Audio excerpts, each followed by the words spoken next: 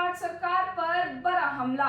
उर्दू, अरबी, फारसी शिक्षकों के तबादले और लंबित वेतन को लेकर सीएम को लिखा पत्र। नमस्कार, मैं हूं शनाया गर्ग और आप देख रहे हैं आंखें न्यूज 24।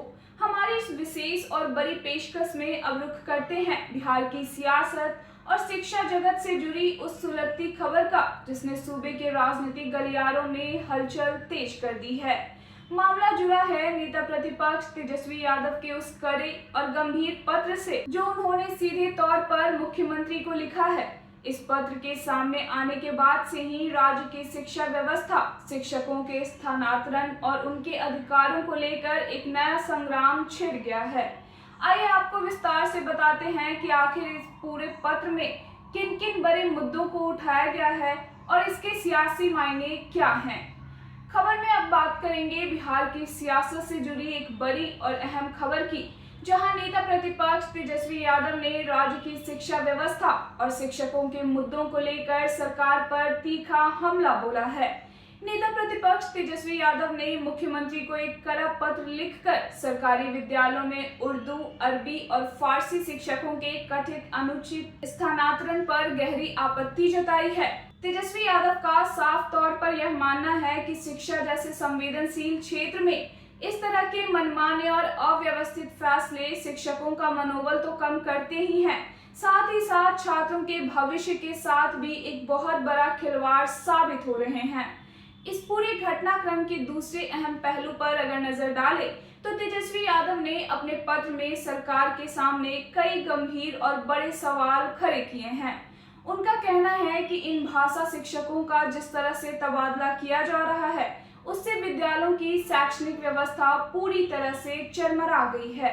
कई स्कूलों में बच्चों की पढ़ाई प्रभावित हो रही है, क्योंकि शिक्षक अपनी कक्षाओं में मौजूद रहने की बजाय कागजी औपचारिकताओं और प्रशासनिक उलझनों में फंसे हैं।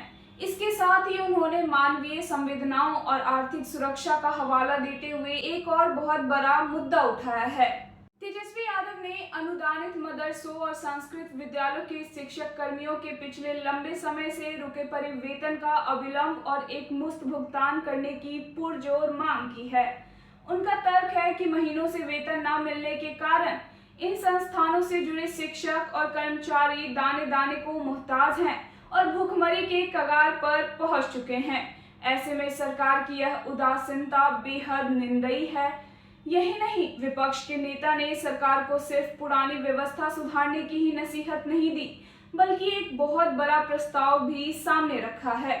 तेजस्वी यादव ने मांग की है कि राज्य के हर एक सरकारी विद्यालय में छात्रों की संख्या और जरूरत के हिसाब से उर्दू और संस्कृत के शिक्षकों की अनिवार्य रूप से पदस्थापना सुनिश्चित की जाए, ताकि पढ़ाई में किसी तरह का बाधा न आए और हर वर्ग के छात्र को उनकी मातृभाषा या चुनी हुई भाषा के बेहतर शिक्षक मिल सके।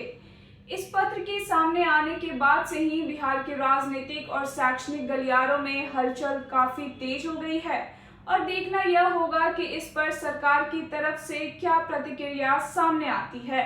क्या इन शिक्षकों की समस्याएं दूर होगी या सियासत का यह दौर अभी और लंबा खींचेगा। हमारी इस खबर पर बनी हुई है लगातार पैनी नजर। पल पल की अपडेट के लिए आप बने रहें हमारे साथ आंखें न्यूज 24 पर। नजर हर खबर पर।